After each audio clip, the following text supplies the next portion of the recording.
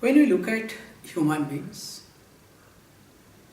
generally we look at based on our understanding and need.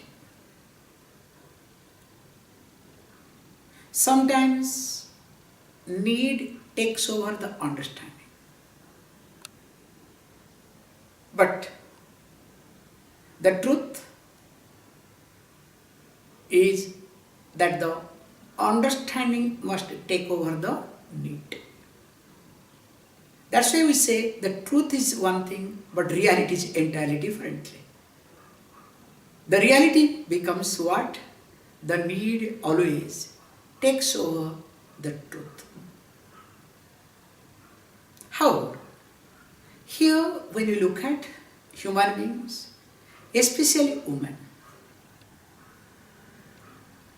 we do divide them into 4 categories based on our understanding and need. When I say 4 categories, generally people will think the popular version, of course exaggerated version called Padmini, Sankhini, Chitrini and Hastini. Let me not get into that area at this moment. But let us look at a very common way. In our close relationship, especially in a family, generally a woman is associated with us in 4 ways. Sometimes a woman is a daughter. Sometimes a woman is a sister. Sometimes a wife, and sometimes as a mother.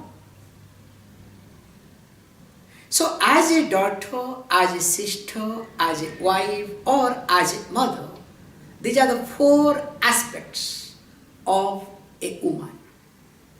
In fact, someone said beautifully, when these 4 aspects are put together in a woman, that is what called as womanhood. If any one of them are missing, that woman is no more a woman. In fact, the womanliness is missing.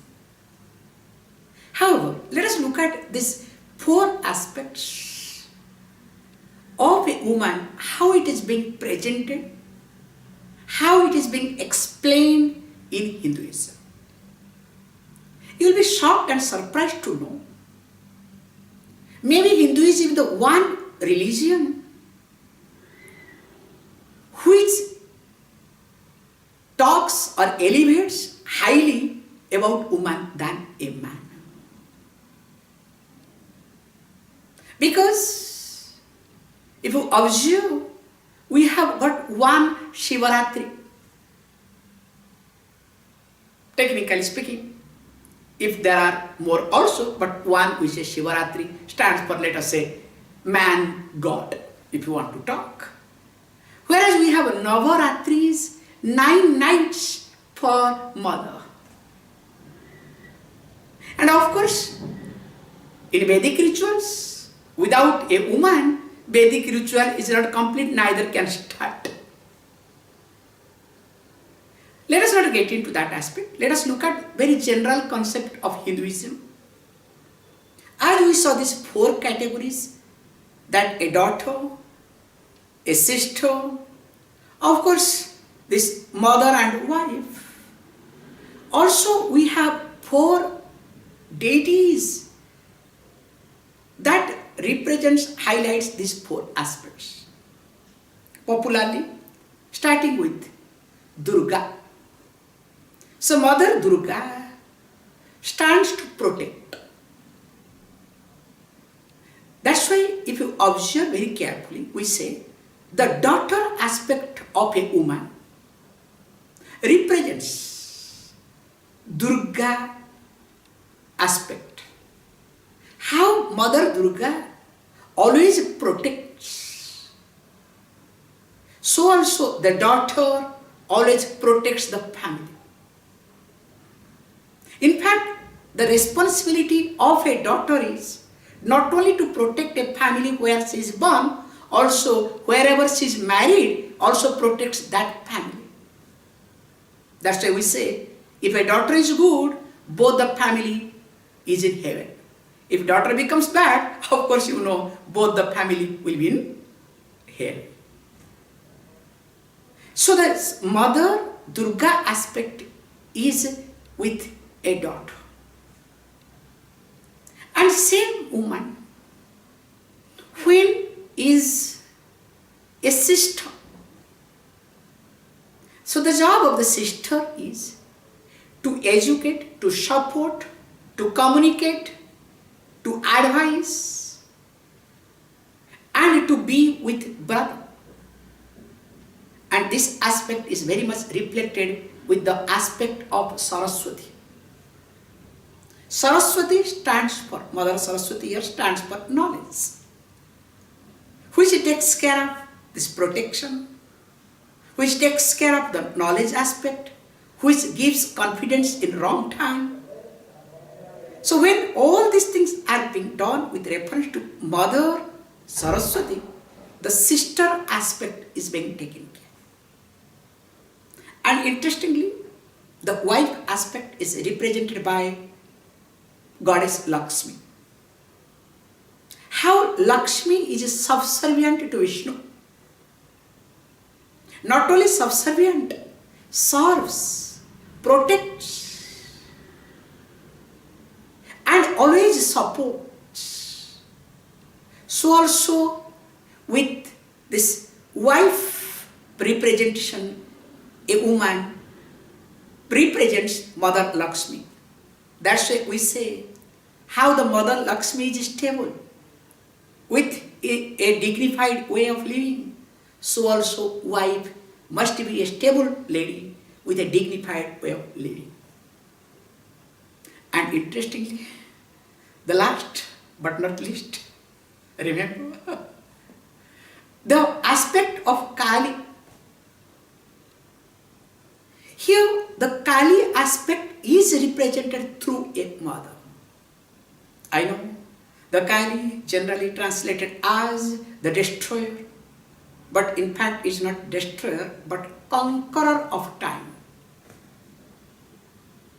As you know, if you do not spend time properly, if you do not know how to face time properly, not only time is wasted, you are also at waste.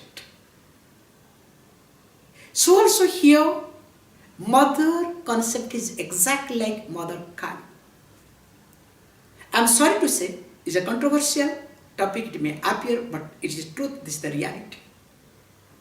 A mother is always connected to the child, thinking that the child is extension of me.